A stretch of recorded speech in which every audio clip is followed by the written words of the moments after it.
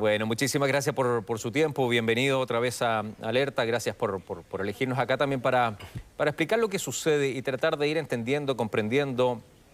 Le decía en la introducción anterior y también lo hablaba solo que estuvimos con el rector del INBA la semana pasada tratando de buscar y encontrar respuestas, soluciones. Fue golpeado, fue amenazado.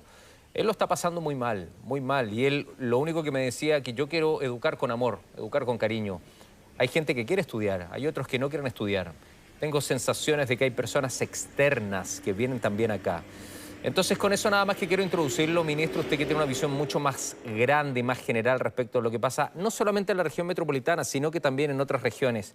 Recién la diputada Cita agradecía que usted haya ido a su comuna. Yo sé que usted también ha viajado y ha observado lo que pasa.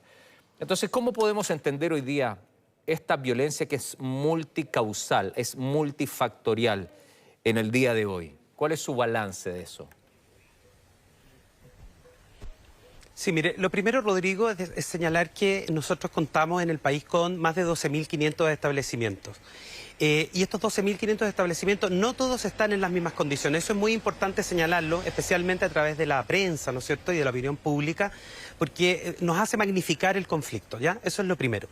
Lo segundo, yo se lo señalaba, ¿no es cierto?, en la entrevista anterior, es que las consecuencias de la pandemia, especialmente el distanciamiento, el aislamiento, el confinamiento, deterioró la salud mental, no solo de los estudiantes, sino que también de los profesores. Nos hemos encontrado, ¿no es cierto?, a la vuelta de estos 2 años de distanciamiento con muchas situaciones asociadas, ¿no es cierto?, a la salud mental.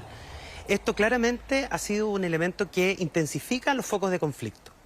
Y por último, señalarle, a propósito, ¿no es cierto?, de lo que señalaba la diputada Cid, yo estuve además también ahí con el diputado Santana, con el diputado Tapia, con la senadora Proboste, recorriendo Caldera, Chañaral, Copiapó, es que hemos constatado, yo estuve la semana pasada en Arica también, que hay un deterioro de la infraestructura general de los establecimientos en el país.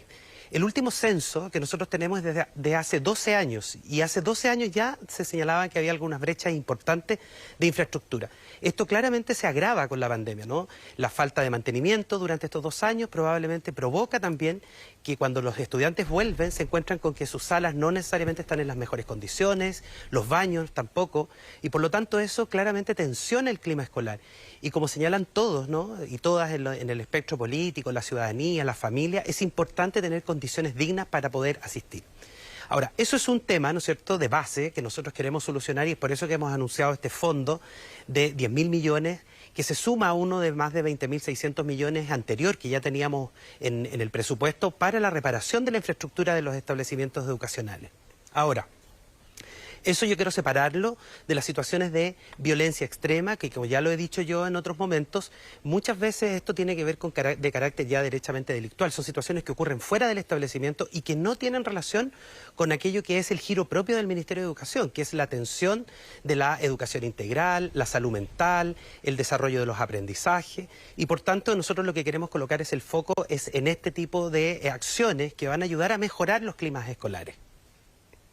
Ok, cuando usted me habla que son situaciones externas y usted obviamente quiere hacer una división, y me parece lógico lo que sucede dentro y lo que sucede afuera, pero lo que sucede afuera tiene mucho vínculo y mucha relación con lo que sucede adentro. Había un niño de 15 años detenido por lanzar una molotov. Entonces, el análisis que uno hace es, hoy hay una molestia generalizada, considerando lo que usted dice, que hay una ausencia de cariño, hay crisis de infraestructura. Escuchaba a niñas del Liceo 7 también hablando de que utilizan baños químicos, que los baños no están en buenas condiciones. O sea, también hay que prestarle atención a lo que dicen los alumnos y las alumnas de los colegios y las escuelas y los distintos establecimientos, y yo sé que usted lo ha hecho, pero el alegato de ellos y de ellas es 100% de lo que sucede en términos de infraestructura, de condiciones del colegio. ¿O usted cree que hay externamente gente involucrada que quiere esto, aprovecharlo políticamente con otra posición, con otra visión? ¿Hay gente involucrada en esto? Mire, es probable, yo no podría responder eso porque está en el ámbito, como le digo, de los temas de seguridad. Ya lo señalaba, ¿no es cierto?, el subsecretario Monsalve, que está dedicado, ¿no es cierto?, a hacerse cargo, ¿no es cierto?, de estos temas. Lo importante para nosotros, probablemente de manera anticipada, es poder desactivar estos conflictos de manera previa.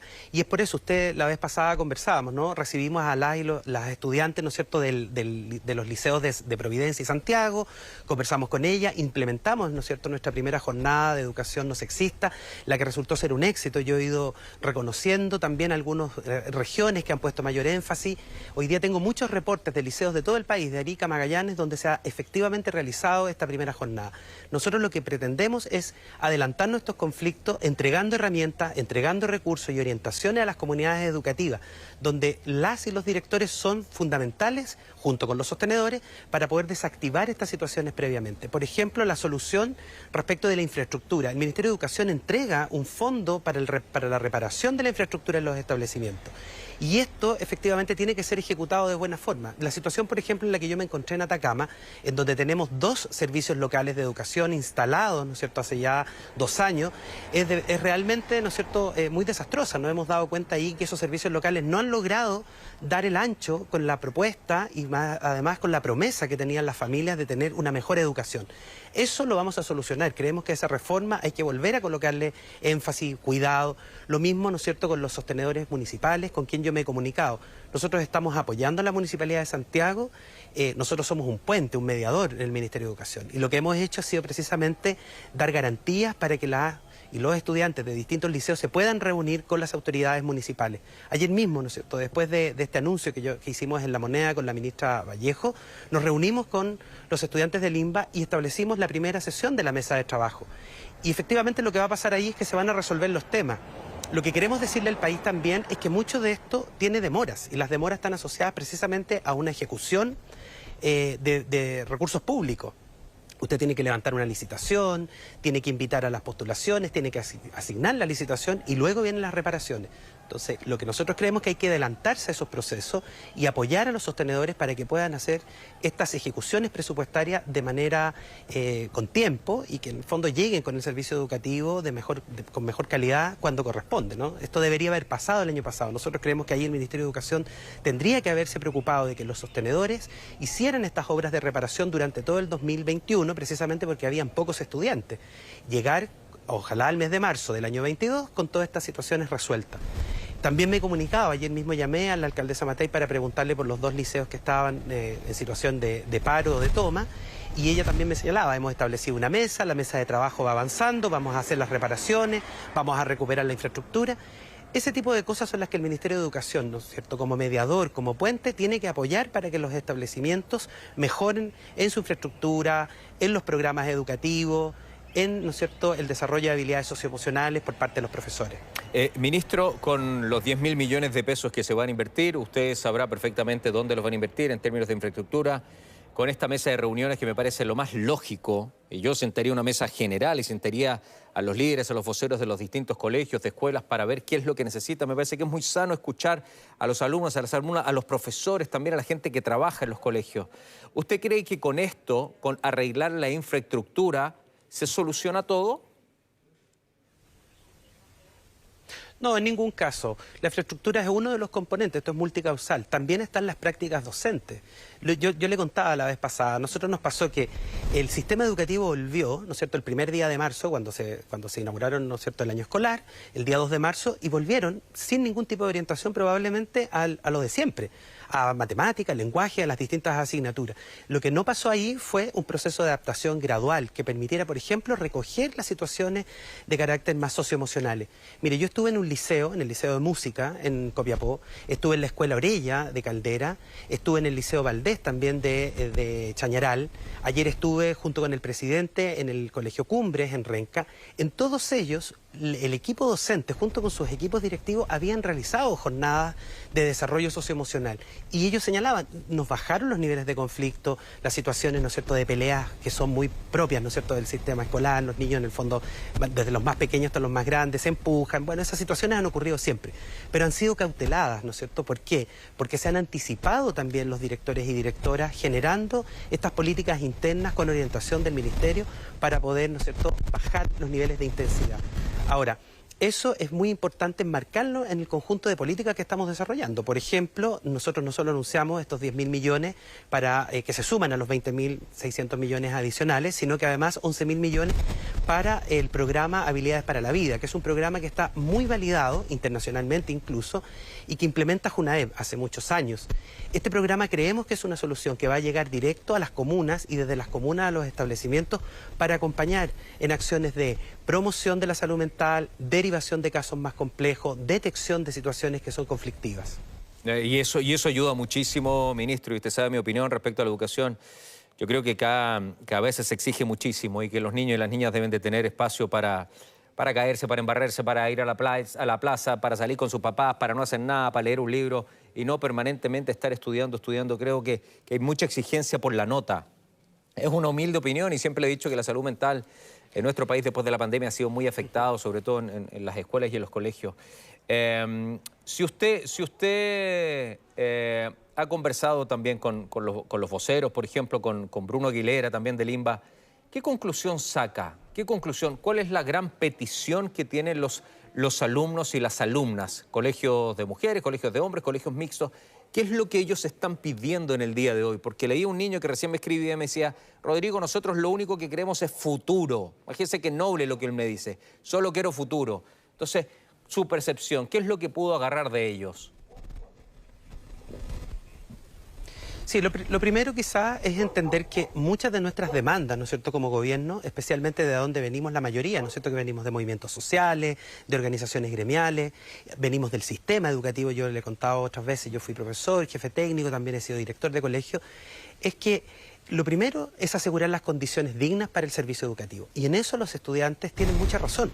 Nosotros creemos que ha habido un descuido, ¿no? Yo le señalaba, el último censo es de hace 12 años, ahora, ¿no es cierto?, el subsecretario de Educación está preparando un nuevo censo de infraestructura que probablemente nos va a permitir mejorar las indicaciones para el presupuesto 2023. En eso los diputados, las diputadas, senadores están muy conscientes, ¿no es cierto?, probablemente del apoyo que deberían darnos para que el sistema educativo brinde mejor infraestructura para los estudiantes. Esa es una primera cosa, ¿no?, asegurar condiciones. Lo segundo tiene relación con las prácticas educativas y en eso los profesores muchas veces no tenemos las herramientas y nuestro compromiso también es otorgar orientaciones, formación. Nosotros tenemos un centro de perfeccionamiento que es muy importante porque lo que hace es que va entregando orientaciones y también les va socializando modelos de innovación para que hacernos cargo, ¿no es cierto?, de esta visión más integral.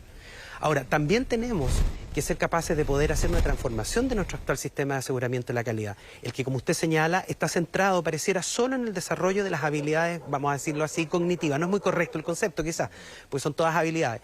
Pero como que estuviésemos centrados solo en algunas asignaturas, estuviésemos solo enfocados en las mediciones estandarizadas, cuando, si bien son importantes y creemos que hay que recuperar esos aprendizajes, como la lectoescritura o las habilidades matemáticas, también es fundamental este desarrollo socioemocional. También es fundamental, ¿no es cierto?, que los estudiantes aprendan a convivir diariamente, aprendan también estrategias de solución de conflictos. Y por eso que acogemos, ¿no es cierto?, el llamado que hacen muchos gremios, organizaciones, fundaciones, académicos y académicas, que continuamente escriben en, ¿no es cierto?, los distintos diarios donde nos señalan la importancia de promover una educación integral, que efectivamente se preocupe de todas las áreas del desarrollo de los seres humanos. Ajá. ¿Qué va a pasar con el CIMSE? Bueno, lo del CIMSE, quiero aprovechar su pantalla, ¿no es cierto?, para explicarlo. El CIMSE son dos temas distintos, que se han tratado, yo creo, de alguna manera de confundir un poco en la prensa. Lo primero es que hemos solicitado al Consejo Nacional de Educación la suspensión del CIMSE para el año 2022, en el entendido que no se han resuelto las situaciones más complejas en muchos establecimientos. Ya estábamos hablando de situaciones de infraestructura, de crisis de salud mental, del desarrollo de habilidades socioemocionales que no han sido necesariamente resueltas. Hoy día nosotros lo único que podemos hacer quizás es agregar tensión en los establecimientos cuando señalamos que vamos a hacer esta medición que es de carácter censal y que además de eso siempre tiene externalidades negativas, ¿no es cierto?, como la competencia, el ranking, la categorización. Eso por una parte. Esperamos, ¿no es cierto?, tener una buena acogida con el Consejo Nacional de Educación, quienes tienen que tomar la decisión respecto de esto que hemos planteado. Y lo segundo es de más largo plazo, y es un proyecto de ley que modifica el sistema de aseguramiento de la calidad. Nosotros creemos que hay que medir los aprendizajes y evaluarlos, más bien, y esa evaluación tiene que ser una evaluación probablemente combinada, probablemente de carácter muestral, incorporando otros aprendizajes que también son parte del currículum, como por ejemplo los aprendizajes más transversales, Y especialmente que no tenga estas consecuencias que son muy complejas, ¿no? Porque lo que usted le dice al sistema de aseguramiento de la calidad es que después de un par de evaluaciones, la escuela se cierra.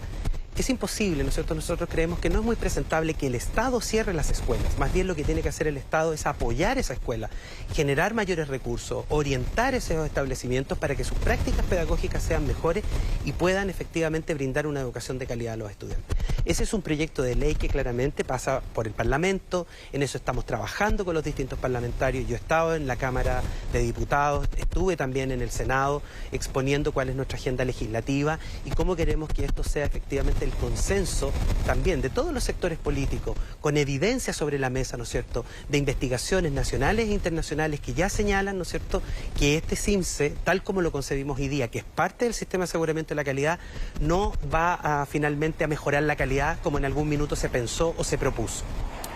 Ministro, quiero aprovechar el tiempo, sé que tiene muchas actividades, por eso que le voy haciendo preguntas rápidas para que no quedarme fuera con muchos temas.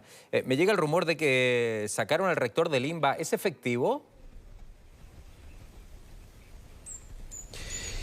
Lo que yo entiendo es que el rector estaba en una subrogancia, no entiendo. Yo entiendo que como todos los establecimientos del país hay que generar un concurso por alta dirección pública, esto es el servicio civil, el que a través, ¿no es cierto?, de su sostenedor ingresa un perfil, ese perfil se llama un concurso público y luego se escoge. Por lo tanto, me imagino que deben haber avanzado en ese proceso. No sabría decirle si es que lo sacaron, no tengo ese antecedente. Ok. Ministro, ¿qué va a pasar con los profesores y con las profesoras? ¿Qué dicen respecto a lo que están viviendo? Porque hay un alto porcentaje que quiere estudiar, que quiere clases presenciales, que están, profesores también que se ven complicados, profesores tampoco que tienen todas las condiciones para trabajar. ¿Cuál es su mirada? Y se lo pregunto, ¿qué mejor que usted, que fue profesor, que va a morir siendo profesor, porque esa carrera no se pierde nunca en la vida, es algo que se lleva dentro del alma, la labor educativa? ¿Qué respuesta le podemos dar también a aquellas mujeres tan sacrificadas y a aquellos también que están entre medio, porque saben que los alumnos no tienen las condiciones y ellos también? ¿Qué se le puede decir a ellos? Sí, el primer mensaje para mis colegas es siempre el del agradecimiento. Es gracias a las y los profesores que el sistema educativo se mantuvo arriba, de alguna manera vigente, durante los 2 años de pandemia. Fueron ellos y ellas las que llegaron bajo condiciones muy adversas hasta las familias, ¿no es cierto? Muchas veces usted vio una de esas notas donde aparecían, ¿no es cierto?, profesores que se movían a veces a caballo, en carreta o transitaban largas distancias para poder llegar, por ejemplo, con una guía de aprendizaje. Eso es lo primero. Yo estoy muy agradecido de todo el profesorado y también de las y los asistentes de la educación que estuvieron permanentemente, por ejemplo, para la entrega de la alimentación cuando se repartían, ¿no es cierto?, las canastas o las cajas a través de la JUNAEP. Eso es lo primero. Lo segundo es que estamos muy conscientes del nivel de estrés que están viviendo y es por eso que queremos, ¿no es cierto?, primero hicimos esta flexibilidad que lo que permitió, ¿no es cierto?, es que durante 2 meses, durante 3 meses más bien, marzo, abril y mayo, la jornada fuera más reducida. Eso entendíamos que podía alivianar su carga. Nos ha llegado el reporte de muchos de ellos que han señalado que efectivamente se alivió la carga, pudieron hacer otras actividades, pudieron preparar mejor sus clases. Lo segundo es que creemos que este programa de habilidades para la vida también hace una intervención a toda la comunidad educativa, por lo tanto también dota de herramientas al profesorado para poder enfrentar estas situaciones que son muy complejas y las que a veces los profesores no necesariamente estamos preparados, ¿no? Esto también implica un proceso formativo. Y lo tercero es que a través de, como ya le decía, de nuestro centro de perfeccionamiento y del plan de activación de aprendizaje, que es esta política más general que vamos a presentar la semana que viene, creemos que ahí también vamos a incorporar algunas líneas formativas que permitan que profesores y profesoras tengan más herramientas para hacer frente a estas situaciones tan complejas que viven. Yo personalmente también quisiera pedirle, ¿no es cierto?, en nombre del Ministerio, de alguna forma una disculpa, porque creemos que el servicio educativo estuvo abandonado, efectivamente. En mi recorrido por la región de Atacama yo lo que me di cuenta es de profesores y profesoras altamente comprometidos, directores y directoras, que están a la espera, por ejemplo, que estos servicios locales cumplan con la labor y con la misión que tenían, que era ofertar para todas las familias educación de calidad. Está increíble, ¿eh? O sea, ¿cómo se deja botada la educación si es lo más importante que uno puede tener dentro de un país? La educación termina marcando diferencia, igual que los sueldos de los profesores. Yo siempre se lo he dicho, ministro, los sueldos de los profesores tienen que ser muy adecuados a la realidad y tienen que ser mejorados. No sé si tiene 5 minutos que me regale para leer un par de Twitter. Asiéntame con la cabeza si tiene 5 minutos. Sé que está muy... perfecto. Sí. Dale, porque hay preguntas de la gente, quiero compartir. Perfecto. Hashtag alerta, dale, gracias, ministro. Me dice Antonio, la educación nunca será buena mientras se obligue a los estudiantes a estudiar bajo un régimen de 7 a 8 horas. Para eso mejor trabajan. La educación no potencia habilidades, solo los estresa. 6 horas de matemática, decir más taller de matemáticas, no los hacen buenos alumnos, solo producen robots. Gracias, Antonio. Voy con otro, Gaby. Querida Víctor Pávez, ojalá los recursos se inviertan en los colegios y no se gasten en otras cosas, como lo hizo el exalcalde de Plaza en Cerro Navia. Y apoyo a los ministros, tenemos libros desactualizados y pocos apoyos. Ese es un buen tema. Ministro, le quiero traspasar la pregunta de Víctor. Esos 10.000 millones de pesos, ¿en qué se van a invertir? ¿Esa infraestructura va a ir para dónde? ¿Va a ser focalizado? ¿Se va a pensar en regiones? ¿Cómo se va a estructurar? Sí, como yo le contaba, nosotros no contamos con un censo de infraestructura escolar hace 12 años. Vamos a implementar uno ahora, está ya lista la licitación, pero mientras el subsecretario está realizando un censo de manera, si usted quiere, un poco más artesanal, haciéndose apoyar por los Ceremis de todo el país para poder detectar aquellas situaciones que son más complejas y más graves.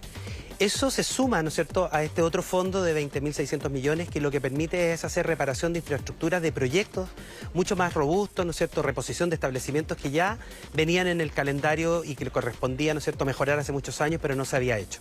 Por lo tanto, esos están totalmente focalizados, no son los recursos necesarios para superar todo, como le digo. En eso quiero ser muy franco y decir que vamos a avanzar efectivamente, ojalá, en un gran plan de infraestructura que nos permita en los próximos años ir mejorando gradualmente toda la infraestructura del país. Okay. Ahora, respecto de la preocupación anterior, usted me leía un tuit, perdón, usted me leía el tuit, nosotros también coincidimos que tenemos que tenemos que volver al origen, ¿no es cierto?, y el sentido que tuvo la jornada escolar completa. En sus inicios, en los años 90, se pretendía que la jornada escolar efectivamente durante la mañana tuviera las asignaturas y durante la tarde usted tuviera actividades de extensión. Eso creemos que hay que recuperarlo y tenemos que hacerlo con los profesores y las profesoras. Tenemos que dialogar, hacer un gran diálogo nacional que nos permita decir, bueno, ¿qué es lo que vamos a hacer durante esas horas de extensión? ¿De qué manera acompañamos de manera más integral? Yo coincido también, a veces 8 o 10 horas es demasiado, es excesivo, los estudiantes terminan agotados y no necesariamente entusiasmados con ir a la escuela. Entonces lo que tenemos que hacer es mejorar efectivamente la jornada escolar completa, no echarla por la borda, sino que mejorar aprovechando precisamente esta gran política de los años 90. Por último, ministro, y no le quito más tiempo, ahora sí, la JUNAEF, la alimentación para los niños y las niñas, ¿qué opinión tiene? Bueno, nosotros creemos que la JUNAEF es un servicio al que tenemos que ponerle especial atención. Estamos haciendo hoy día un proceso de intervención para mejorar varias de sus políticas, ¿no?, especialmente las políticas de salud, la política, ¿no es cierto?, de alimentación, PAES y BAES, y también, ¿no es cierto?, las políticas de otras políticas de apoyo que tiene a que llegan directamente al estudiantado. En el caso de la alimentación, nosotros hemos detectado efectivamente que no han sido los mejores productos, ni tampoco la cantidad justa de raciones que llegan muchas veces a los estudiantes. Y por eso que hemos especialmente puesto el foco en la fiscalización que se debe realizar. Vamos a poner especial atención y trabajar en conjunto con las empresas que brindan este servicio de alimentación para las próximas licitaciones, de manera que los usuarios, que en este caso son las y los estudiantes, tengan conformidad con la ración que reciben. Nosotros creemos que ahí hay que poner especial atención, ¿no es cierto?, en JUNAEF. Alimentos de calidad nomás, ministro. Dignidad, dignidad. Que las cosas no son tan difíciles. Exactamente. Ministro, le mando un abrazo grande y gracias por su tiempo. Gracias por un sábado de la mañana estar con nosotros para explicarle también al país. Igual para usted, Rodrigo. Muy amable. No hay problema. Muchas gracias, que tenga lindo día. Muchas gracias.